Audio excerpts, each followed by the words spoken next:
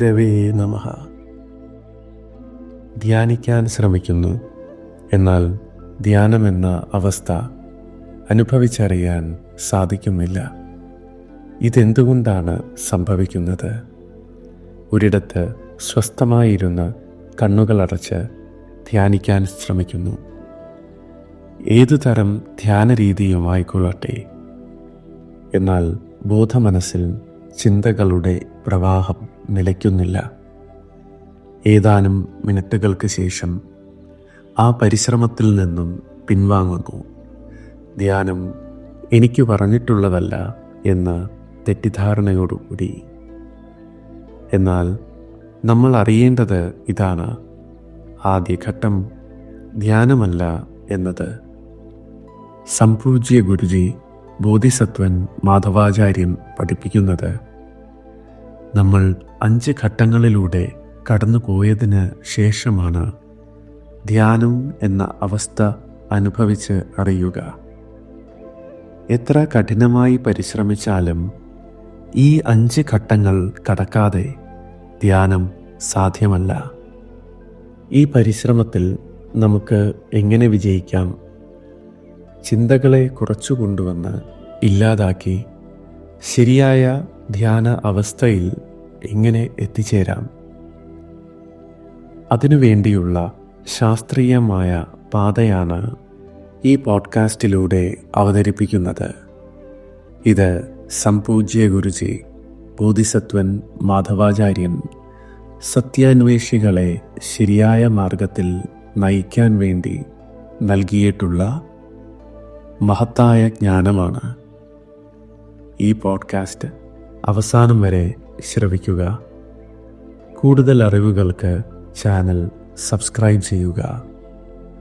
എല്ലാ ദിവസവും രാവിലെ 5 മണി മുതൽ 6 മണി വരെ അമാസന ധ്യാനം ഈ ചാനലിലൂടെ ചെയ്തു വരുന്നു. ഈ സമയം പങ്കെടുക്കാൻ പറ്റാത്തവർക്ക് മറ്റേത് സമയവും ഈ ധ്യാനം ചെയ്യാവുന്നതാണ്. ഒരു ദിവസം തന്നെ 2-3 തവണ ചെയ്യാവുന്നതാണ്. അതിനുവേണ്ടി ഈ വീഡിയോ ഈ ചാനലിൽ ലഭ്യമാണ്.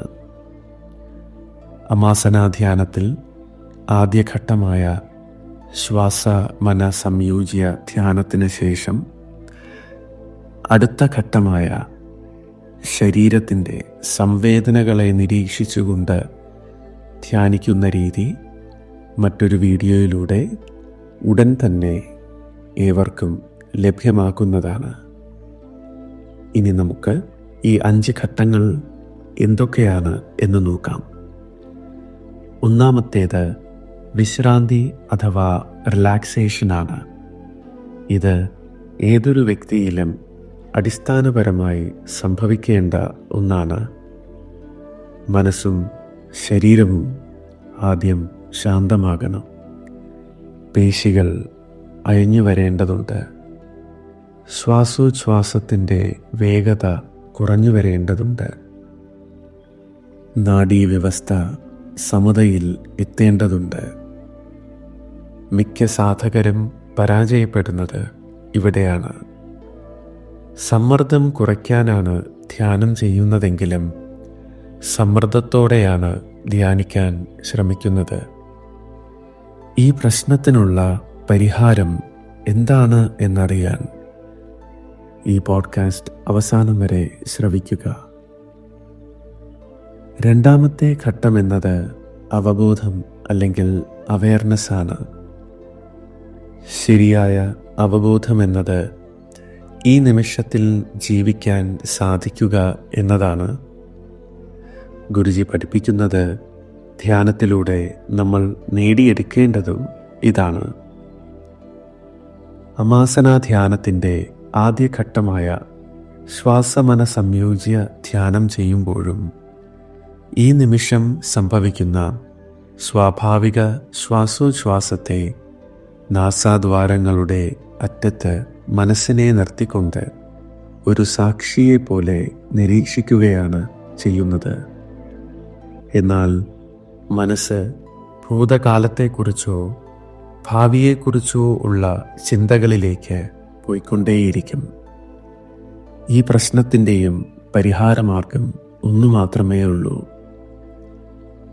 ഈ 2 ഘട്ടങ്ങളും കടന്നാൽ മൂന്നാമത്തെ ഘട്ടം ദീർഘവിശ്രാന്തി അഥവാ ഡീപ്പ് റിലാക്സേഷനാണ്.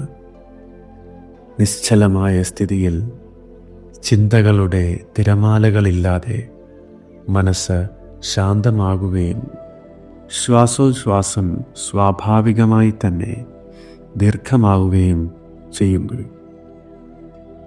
ഇവിടെ ഉറങ്ങുകയല്ല, മറിച്ച് ദീർഘമായ ഒരു വിശ്രാന്തി സ്ഥിതിയും നിശ്ചലതയും ബോധത്തോടുകൂടി അറിയുകയാണ് ചെയ്യുന്നത്.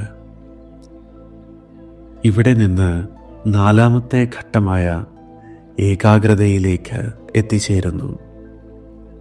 ഇപ്പോൾ മറ്റ് ചിന്തകളൊന്നുമില്ലാതെ ധ്യാനത്തിൽ നമ്മൾ എന്തിലാണോ ശ്രദ്ധ കേന്ദ്രീകരിക്കുന്നത് അതിൽ മാത്രമായിരിക്കുന്നു. അത് ശ്വാസത്തോടൊപ്പമാണെങ്കിലും ശരീര സംവേദനകളാണെങ്കിലും അതിൽ മാത്രമായിരിക്കുന്നു. ചിന്തായോഗം എന്ന അവസ്ഥ സംഭവിക്കുന്നു.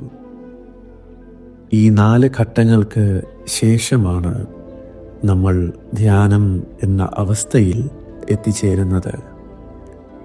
അത് നമ്മൾ ചെയ്യുകയല്ല, സംഭവിക്കുകയാണ്. അത് ഒന്നുമില്ലാത്ത ഒരു ശൂന്യാവസ്ഥയാണ്. എന്നാൽ ഇത് അവസാനമല്ല. തുടർന്നുള്ള യാത്രയിൽ സമാധിയും നിരവധി സമാധി അവസ്ഥകളുമുണ്ട്.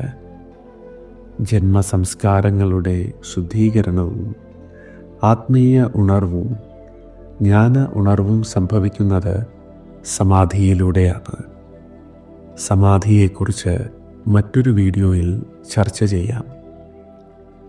ഇന്ന് ലോകമെമ്പാടും ലക്ഷോപലക്ഷം ജനങ്ങൾ ധ്യാനം ചെയ്യുന്നവരുണ്ടെങ്കിലും അവർ ധ്യാനിക്കാനുള്ള പരിശ്രമത്തിലാണ്. അതിനു മുന്നോടിയായുള്ള ഘട്ടങ്ങളിലൂടെ കടന്നു പോകണമെങ്കിൽ, അതായത് relaxation, awareness, deep relaxation, concentration എന്നീ ഘട്ടങ്ങളിലൂടെ കടന്നു പോകണമെങ്കിൽ പ്രപഞ്ച സൃഷ്ടി ഊർജമായ ശൂന്യബലശക്തി ഊർജം സ്വീകരിക്കണം. അതിന് പൂർണ്ണനായ ഗുരു വേണം. അങ്ങനെ ഊർജം സ്വീകരിക്കുമ്പോൾ ആദ്യഘട്ടമായ വിശ്രാന്തിയിലേക്ക്, അതായത് റിലാക്സേഷനിലേക്ക് എളുപ്പം കടക്കാൻ സാധിക്കുന്നു. ഇതിന് കാരണം നമ്മൾ സ്വീകരിക്കുന്ന ശൂന്യബലശക്തി ഊർജവും നമ്മുടെ ബോധമണ്ഡലത്തിൽ ഉണർന്നു നിൽക്കുന്ന ചിന്തകൾക്കും വികാരങ്ങൾക്കും കാരണമായ ഊർജ ഘടകങ്ങളും തമ്മിൽ ഘർഷണം സംഭവിച്ച് അവയെ നിർവീര്യമാക്കുന്നു. അപ്പോൾ മാനസിക സംഘർഷങ്ങളും പിരിമുറുക്കങ്ങളും കുറയുകയും മസ്തിഷ്കത്തിൻ്റെ തരംഗങ്ങൾ വിശ്രാന്തി സ്ഥിതിയിലേക്ക് മാറുകയും അമിത രക്തസമ്മർദ്ദം കുറഞ്ഞ് ഹൃദയമിടിപ്പ് കുറഞ്ഞ് പേശികൾക്ക് അയവ് വന്ന് സ്ട്രെസ് ഹോർമോണുകളുടെ ഉൽപാദനം കുറഞ്ഞ് വിശ്രാന്തിയിലേക്ക് കടക്കുന്നു. തുടർന്നുള്ള പരിശ്രമത്തിലൂടെയും ഊർജ സ്വീകരണത്തിലൂടെയും അവെയർനെസ്, ഡീപ്പ് റിലാക്സേഷൻ, കോൺസെൻട്രേഷൻ എന്നീ ഘട്ടങ്ങളിലൂടെ ധ്യാനം എന്ന അവസ്ഥയിൽ എത്തിച്ചേരുന്നു. നമ്മുടെ സമൂഹത്തിൽ യോഗയും ധ്യാനവുമെല്ലാം മറ്റ് പാഠ്യപദ്ധതിയിലെ വിഷയങ്ങൾ പോലെ അധ്യാപകർ പഠിപ്പിക്കുന്നത് കൊണ്ടാണ് ധ്യാനം ചെയ്യുന്നവർക്ക് അതിൻ്റെ ശരിയായ ഫലം ലഭിക്കാതെ പോകുന്നത്. ശരിയായ ഫലം എന്താണ് എന്നറിഞ്ഞുകൂടാ എന്നതും ഒരു വസ്തുതയാണ്. പലപ്പോഴും മനസ്സ് സൃഷ്ടിക്കുന്ന അവസ്ഥകളിൽ കുരുങ്ങിക്കിടന്ന് അതിനെ ധ്യാനമെന്ന് വ്യാഖ്യാനിക്കുന്നത് കണ്ടുവരാറുണ്ട്. ധ്യാനത്തിൻ്റെയും സമാധിയുടെയും ആത്മീയ ഉണർവിൻ്റെയും എല്ലാ തലങ്ങളും അനുഭവത്തിലൂടെ അറിഞ്ഞ് നിഷ്കാമ കർമ്മം ചെയ്ത് നിർവാണ അവസ്ഥ പ്രാപിക്കുമ്പോൾ മാത്രമേ ഗുരുവാകാൻ സാധിക്കുകയുള്ളൂ. അപ്പോഴാണ് ഗുരു സാധകന് വഴികാട്ടിയും വഴി നടത്തിപ്പുകാരനുമാകുന്നത്. അങ്ങനെയുള്ള ഗുരുവിൻ്റെ ശിക്ഷണത്തിൽ ധ്യാനം ചെയ്യാൻ താല്പര്യമുള്ളവർക്ക് വേണ്ടി ഈ ചാനലിൽ ധ്യാനത്തിൻ്റെ വീഡിയോ ലഭ്യമാണ്. ധ്യാനം ചെയ്യുന്നവരുടെ കൂട്ടായ്മയിൽ ഭാഗമാകാനും ഗുരുജിയുടെ മാർഗനിർദ്ദേശങ്ങൾ ലഭിക്കാനും ഡിസ്ക്രിപ്ഷൻ ബോക്സിൽ കൊടുത്തിരിക്കുന്ന നമ്പറിൽ ബന്ധപ്പെടുക. ഇതിൻ്റെ തുടർച്ചയായ മറ്റൊരു വിഷയവുമായി വീണ്ടും കാണാം. എല്ലാവർക്കും നന്മയുണ്ടാകട്ടെ, നന്മയുണ്ടാകട്ടെ, നന്മയുണ്ടാകട്ടെ.